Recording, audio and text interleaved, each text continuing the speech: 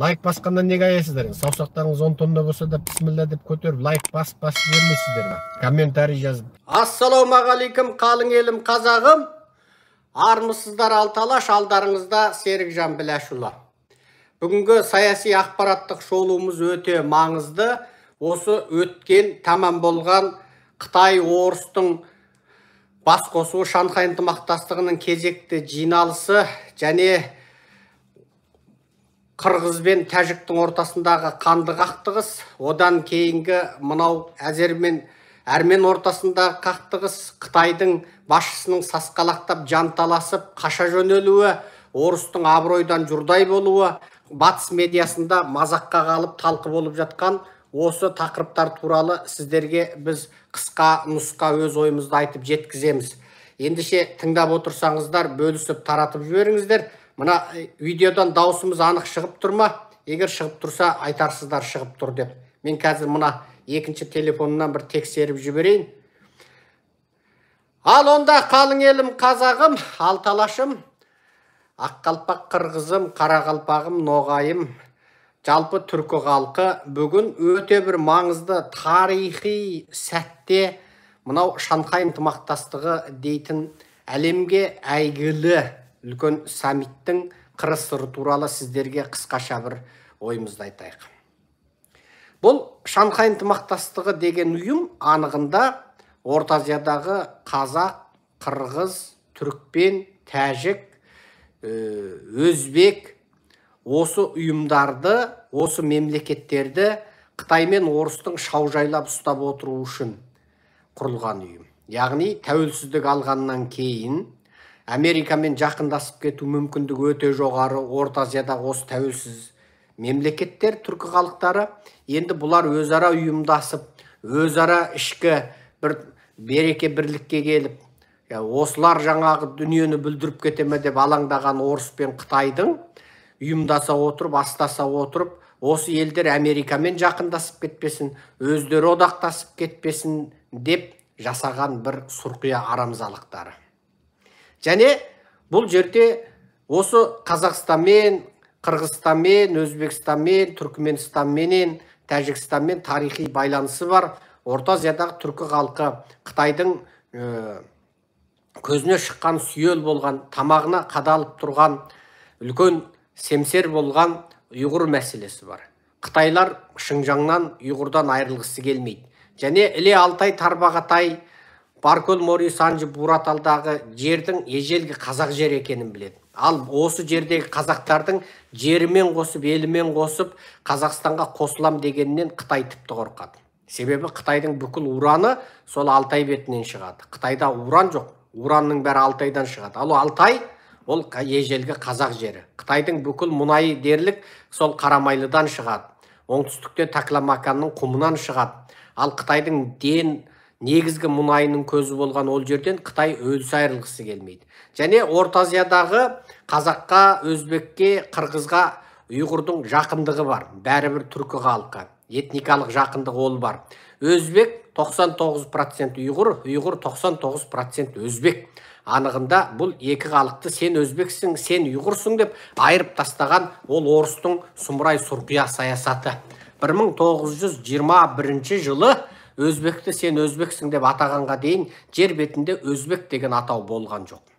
1921 жылы Сергей Малов деген Лениннің түркологы, татардың ортасында өскен, Қазан мен Уфадан татарша, башқұртша үйренген, ноғайша үйренген сол Сергей Малов, сол орталық Азиядағы осы қалаласқан халықтарды, шаһарласқан жер емшегіне енген түркі халықтарын әдейі бөліп жікке айырды. Сөйтіп, Қырымның татарын Кірімский татар деп атау содан басталды. Болмаса, Қырымның татарының ру тайпа құрамы ол әлде қайда қазақтың ру тайпа құрамдары болды. Бар болғаны сол Қырымды баяғыда ұлы жүз, орта жүз, кіші жүздің Найман, Керей, Уағы, жаңа Арғын, Үйсін, Жалайыр, Дулаты, сол бәленбай 100 мың әскерден аттандырып, сол Қырым мен Орыс соғысып жатқанда сол Қырымды қорғап қалған әскерлер. Сол Қырымды бәлен жыл Орысқа бермей ұстап отырған, артынан сол жердің жергілікті халқынан қыз алып, көздері көкшірейіп, мұрындары ұзарып, жаңағы сөйтіп кеткенді болмаса, оның жаңағы ру тайпасы Керей, Найманы, Қоңырат, Жалайыры,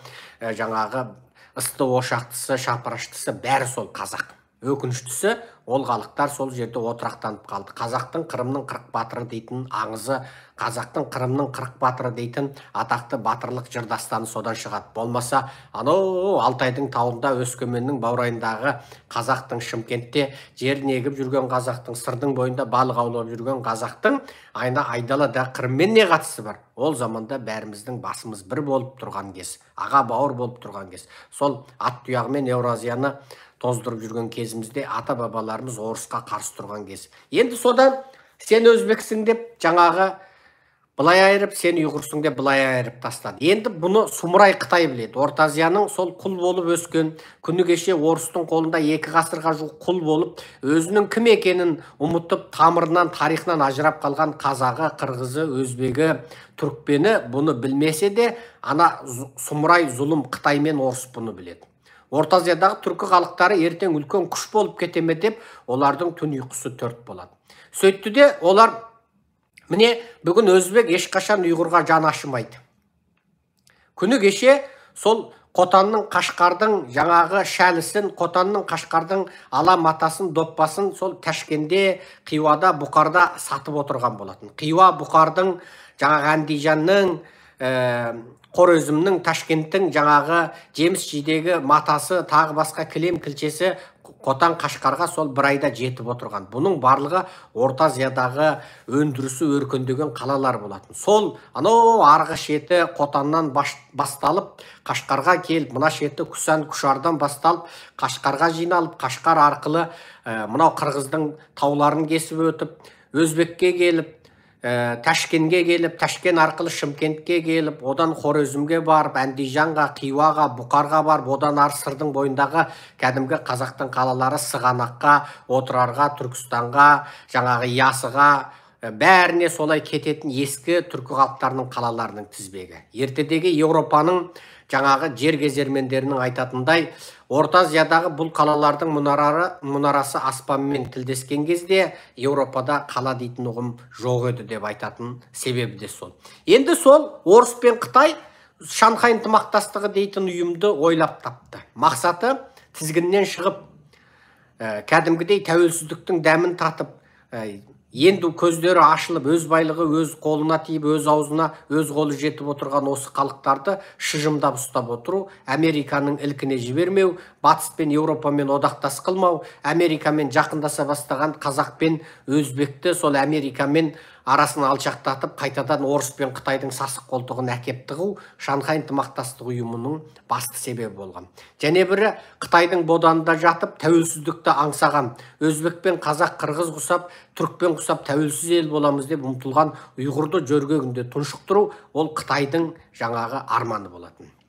Қытай және осы тәуелсіз Қазақстан ертең мынау Іле, Алтай, Тарбағатай, Буратал, Санжы, Баркөл, Мори менің жерім деп Қытайдан жер талап қылама деп онда шошыды. Себебі тәуелсіз Қазақстанның ту бастағы екпіні, арыны ол кезде Қытайды шошытарлық деңгейде еді. Америкамен одақ болып, Америкамен, Еуропамен кәдімгідей дипломатиялық қатынас орнатып, жаңағы сондай бір күшті қуатты ел болып келе жатқан Қазақстанда қорқақ Назарбаев, арамыза Сұрқия Назарбаев ең соңында тәуелсіздік алған сәттегі бүкіл арман мақсатынан айырып, Қытайға қаржылық жағынан құл, Орысқа әскери саяси жағынан құл, бодандыққа қайтадан әкеп тықты. Назарбаевтың біліксіздігі, Назарбаевтың арсыздығы, Назарбаевтың сұрқиялығы, Назарбаевтың дүние қоңыздығы, Назарбаевтың ұлттық мүддеден жеке бастық, отбасылық арманын биік қоятындығы, қысқасы Назарбаевтың нағыз құл-құтанның тұқым екендігінің белгісі Қазақстанда әлемдегі ең өскен, өркендеген Еуропа, Америкамен одақ болған, сөйтіп екі шетіндегі Орыс пен Қытаймен тепе-тең тұрып дипломатиялық саясат жүргізетін біліктіліктен, мүмкіндіктен айырып тастады. Сөйтіп Қытайдың құлы қылып, ешқандай тауар өндірмейтін, бүкіл халқы жоқшылық пен кедейшілікте тентіреген, әділетсіздік жүйе орнаған, бүкіл полициясы, киембісі, бүкіл ұлттық қауіпсіздігі қасқырдан арман тонаушы бандит болған, қоғамда әбден әділетсіздікпенен зұлымдық орнаған, халық өзінің жеке бастық амандығы үшін бір күні аман есен тыныш өткен үшін жаңағы тәуба шүкір дейтін қалға барған, қоғамдағы есі дұрыс адамдар әділетсіздіктен, зұлымдықтан әбден тойғандығынан ең соңында неше түрлі ағым мен дінді рухани тірек қып кеткен сондай бір бейшара халдегі мемлекетке айналдырып тастады. Енді осы Шанхай ынтымақтастығының мына Өзбекстанда болған жиналысы көп нәрсені аңғартты.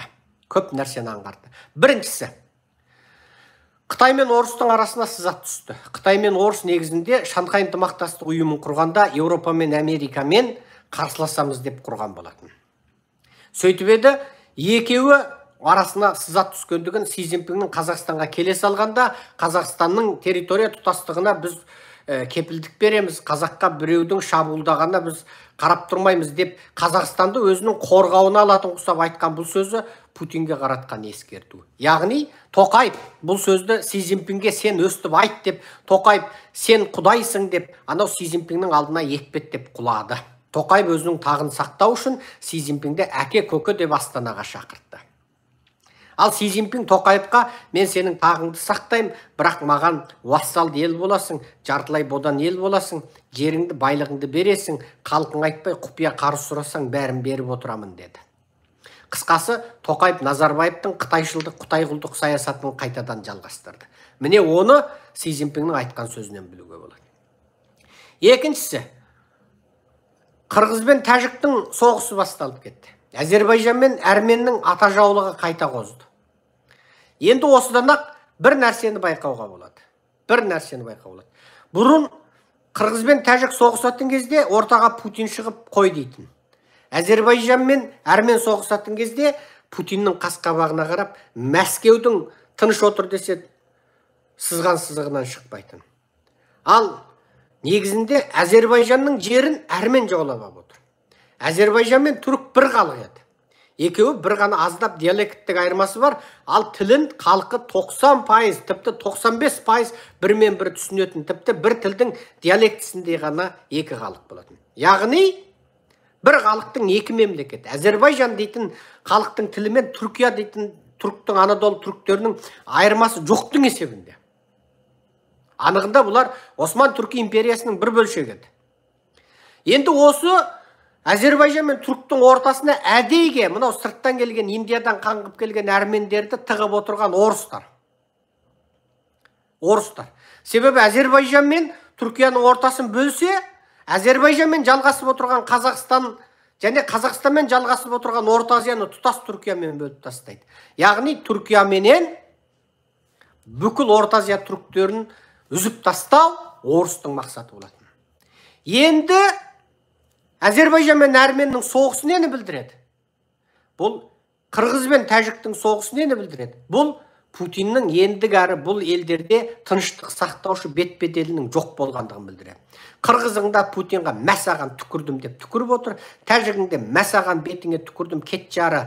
Енді ар жағына өзің орыстың боқтығын өздеріңіз қосып, мен бос орын қойып қойдым. Кет жары деді. Әзербайжан мен Әрмен деп кетар деді, бітті. Сонымен қысқасы бұл елдердің ортасындағы тарихи қақтығыстың басталу себебі содан. Яғни бұл жерде Путин ендігәрі аға емес.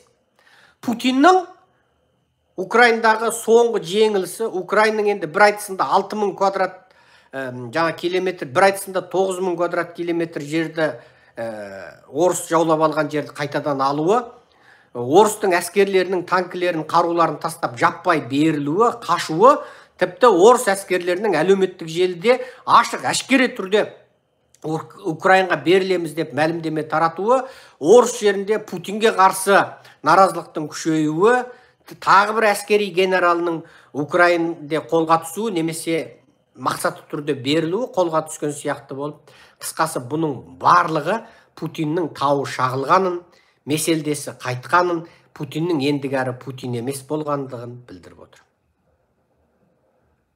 Яғни Қырғыз бен Тәжікке Путин пөтен емес, көтен болды деген сөз қояды. Қазақша айтқанда енді. Сәл дөрекілеу болса айыпқа көрмеңіздер.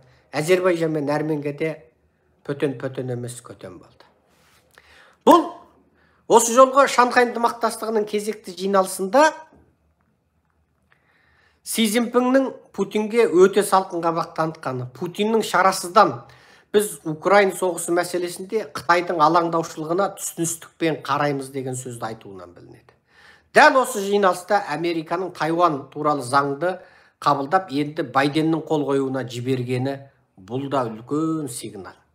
Ал Си Цзиньпин бұл жиналыстың басынан аяғында бірде-бір рет Украин соғысы туралы әңгіме айтқан жоқ. Бірде-бір рет. Ал Тайвань мәселесі туралы Путин айтқан жоқ, Украин туралы Си Цзиньпин айтқан жоқ. Яғни Путин Тайвань мәселесін, Америка Тайваньды қолдаймын дегенде, Путин Қытайды қолдаймын деген әңгімені Путин қырсығып айтпай қойса, ал тура осы Тайваньды Америка қолдайтын заң жобасын Конгресстен, Сенаттан қабылдап жіберген кезде Си Цзиньпиннің Украинды мәселесінде Путинді қолдау туралы ашық айта алмай, екеуінің де жақтары қарысып, тілдерін жұтып алуы, екеуі де Американың алдында қысқасы өздерінің шамасын білгендігі болып тұр. Ал орыстың Қытайдың жаңағы уайымын, Қытайдың алаңдаушылығына түсіністікпен қараймыз дегені шын мәнде Қытайдың бетпердесін ашып тастады. Орыс әрине Қытайдың өзімен бірге батпаққа батқанын қалап отыр. Сондықтан Қытайдың дронын мақтап пост салды, Ресейдің Қытайдағы елшісі, және Қытайдан алатын техникалар, әскери техникалар, көлік техникасы көбейіп кетті. Қытаймен екі ортада сауда көбейді. Индия орыстың арзан мұнайын жатып, өліп талып, соңғы тиынын беріп алып жатыр. Ал Қытай орыстан алатын ағаш, мағашынан тарты темір терсек, бүкіл жаңағы орыстың нәрселерін Қытай алып жатыр. Екі жақты сауда дегенменен, мысалы 100 миллион доллар төлейтін жерге Қытайлар орысқа 200 миллион аударып жатыр. 100 миллион тауардың бағасы, 100 миллион орысқа сыйлық немесе қарыз. Ал оны Америка біліп отыр. Ал Қытай Американың санкциясынан қорыққандықтан осы соғыс, міне Украинаның даласында орыстар масқара болып, соңғы 10 күн ішінде масқара болып жеңіліп, күннен күнге жеңіле түскенге дейін Қытайдың бүкіл медиасында Путинді ардақтап, әспеттеп, құрметтеп, пудади дейтін, пуди деп айтатын. Ал пудади, пуди деген не сөз? Бүкіл Қытайдың вичатінде, тиктогында, микроблогында пуди деп айтатын. Пудади деп айтатын. Енді Қытай тілін білетіндерге, бұл түсінікті, Қытай тілін білмейтіндерге мен айтайын. Бұл жерде Қытай қысқартып айтады. Пу деген сөз, Путин дегенді қысқартып, Қытай Путин дейді. Тайванда, жаңағы Қытайды Тайвань, Гонконг медиасында Путин деп айтса, Пекин мандаринде Путиннің атын Путин дейді. Ал бұл жерде да деген үлкен, ұлы деген сөз, ди деген Тиуан, яғни император деген сөздің қысқартындысы. Яғни пудади деген сөз, Путин, ұлы император Путин деген сөз, ал пуди деген сөз, император Путин деген сөз. Міне Қытай сөйтіп, Путинді ұлы император деп, император Путин деп, ұлы император Путин деп айтып отыр. Міне қайталап айтам, пуди деген сөз, император Путин деген сөз. Пудади деген сөз, ұлы император Путин деген сөз. Бүкіл Қытайдың ресми, бересми сайттарында Путинді әспеттеп, аспанға ұшырып, тасын төрттен қойып, өстіп тура, бір жерін шелек қылып, Қытайлар мақтап сөйтіп. Тіпті Қытайдың караокейінде баяғыда жаңағы байға тисем Путинға тием деген өлең шыққан. Жарын жужа пудади деген өлең шыққан болатын. Міне, ал енді сол бір жерін шелектей қылған Путиннің бір жерінің қандай екендігін Қытай біліп, бармағын шайнап отыр. Себебі, Путин жеңілсе, Путин Украинда жеңілсе, Путин Американың алдында масқара болып аяқтаса, Путин құлатылса, Ресейде орда төңкеріс болса, саяси өзгеріс болса, онда ендігі кезек Қытайға келеді. Си Цзиньпин жалғыз қалады. Ал Си Цзиньпин Путин жеңілмегенін тілейді. Бірақ Путин жеңілсе, өзі бүкіл Еуропа мен бүкіл Американың алдында көзге шыққан сүйел болып жалғыз қалатынын біледі. Енді не істейді? Қорқып отыр. Ал қолдайын десе, санкция. Енді сөйтіп бүкіл императорлардың, жаңағы бүкіл Назарбаев, Тоқаевы бар, бүкіл мына Мерзаевы бар, қалың жаңа қанішерлердің клубы болған, қанішерлер клубы болған Шанхай ынтымақтастығында бұлар өздерінше бас қосып, батысқа қарсы, Еуропаға қарсы, НАТОға, Америкаға қарсы одақ боламыз деп еді. Осы жолғы жиналыста масқара болды. Аяқ астынан бұл жиналысқа Индия келді, Моди келді. Моди Путиннің бетін, жүзің демей бетіне қарап тұрып, it is not a era for war деді ма? Сондай бір сөз айтты. It is not a war era деді ма? Сондай сөз айтты енді. Бұл жердегі ағылшынша айтылған бұл сөзден жаңағы сайттарда жазғаннан тіке аударғанда, бұл соғысатын ера емес деді. Бұл соғыс ғасыр емес деді. Путинге қарады. Ал Путин енді өзі бір қызарып, бір сазарып, бетіне қаны бір тарап, бір демін ішіне тартып, Путин әгі жерде масқара болды. Кәдім Моди алды да бетіне қарап. Моди неге айтты? Моди орыстан қару алады. Бірақ Америкамен де одақ. Ал мынау Путин мұнай мен газды тиынға сатқанда Моди деген енді соңғы тығып қойған ақшасын төлеп, орыстың арзан мұнайын алып, қамбаларына бүкіл жаңағы шелегіне, табағына, тіпті сынған кесесіне дейін орыстың арзан мұнайын құйып алып отыр. Ертең керек болады деп. Мүмкін Путин одан доллар талап қылды, мүмкін евро талап қылды, мүмкін Путин одан бағаны өсірді, мүмкін алдын ала төледі, екеуінің ортасында ерегес болды. Моди алды да мына жиналыста көп көрім абыройлы болып, беделді болып, бұрын бүкіл Шанхай ынтымақтастығы жиынында кәдімгідей сол жиынның төрағасы болып, бүкіл көкесі болып, қошқары болып, қазақша айтқанда атаманы болып, Си Цзиньпин отырса, енді Путин отырған сияқты болып, Путин кәдімгідей өзін Си Цзиньпиннен беделді сезініп отырғанда, алды да Моди езуін тілді. Және бір, мынау шетел медиалар жаппай жанталасып жазып жатыр, Путин ортада тұр. Оң жағында Си Цзиньпин тұр, сол жағында Моңғолияның президенті тұр. Яғни Си Цзиньпин Шанхай ынтымақтастық ұйымының атаманы болудан қалып қалды. Тіпті әдетте бұндай жиналыстарда дөңгелек үстелде отырады. Дөңгелек үстелде отырады. Төр деген жоқ. Төр кім қараса да. Бұлай қарасаң Моңғолияда төрде отырған сияқты, бұлай қарасаң Си Цзиньпинде төрде отырған сияқты, бұлай қарасаң Путинде төрде отырған сияқты болады. Бірақ бұл жолғы жиналыста жаңағы Путин төрде отырда, екі шетінде екеуі отыр. Бұл Си Цзиньпиннің бетіне зиян болды. Қысқасы Си Цзиньпин абыройдан түсті. Және жаңағы жиналыс үлкен болғанда төрде тағы да Путин отыр. Бұл өзбектер жиналысты арнайы ұйымдастырғанда Путинға деген бір құрметі ме жоқ, орысты көрсе аяғы дірілдейтін өзбек құлдық мінезіне басты ма, түсініксіз. Бірақ Мирзаев сарттығын көрсетіп, сол Қытайдың анау Жижаңынан ба, Гуандуннан ба қалың медал сөлкебай өндіретін зауыттан алған арзан сөлкебайды Си Цзиньпиннің мойнына тағып қойды. Сөйтсе Си Цзиньпин разы болып, Мирзаевқа $1,5 миллиард бере салды. $1,5 миллиард бере салды. Қытайдан $1,5 миллиард алып, міне өзбек мәз болып қалды. Ал ең сұмдығы Қытайдың CCTV медиасында Си Цзиньпин мен Путиннің кезіккендігі туралы мүлде хабар бермей қойды. Кеше ортаға 2 күнді салғаннан кейін Си Цзиньпин мен Путин кездесті деп Қытайдың CCTV телеарнасында жай жазу шықты. Екеуінің кезіккендігі туралы не видео, не фото жариялаған жоқ. CCTV деген кәдімгі видеоны негіз қылатын телеканал, Қытайдың медиасы. Бірақ тек жазумен көрсете салды. Тіпті Қытайдың Рымин Рыбау халық газетіменен Жефаң Рыбауында Өзбекстанның президентінің Си Цзиньпинге өрден берген ба, алқа берді ма, бір сөлкебай берді ма, бірдеңе бергендігі туралы ақпарат бас бетке жарияланып, Си Цзиньпин мен Путин кезікті деген анау газеттің екінші бетінде кішкентай елеусіз қылып жазылғаннан ақ Қытайдың орысты көз ілмей отырғандығын көруге болады. Ал Модидің сөзінен Индияда көз ілмей отыр. Аман сау болайық, қалың елім қазағым, құрметпен Серікжан Біләшұлы, бөлсіңіздер, таратыңыздар. 60 апа 76-де құданың құдасы құйрықтың сорпасына дейін құда жегжат түк қоймай таратыңыздар. Біз жеңеміз. Біз қазақ халқының шынайы адал ұлдарымыз. Аман сау болайық, қалың елім қазағым, аман сау болайық, алталашым. Оян өзбек, оян қырғыз, оян қалың түркі жұрты. Орыс пен Қытайдан құтылмай, ешқашан азаттыққа қол жеткізбейсіздер. Қазіргі тәуелсіздіктеріңіз өтірік.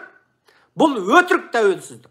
Сіздер шын мәнінде құлсыздар. Орыстың да, Қытайдың да құлсыздар. Шынайы азаттық Орыс пен Қытайдан құтылған күні ғана болады. Аман болайық, сау болайық. Құрметпен Серікжан Біләшұлы.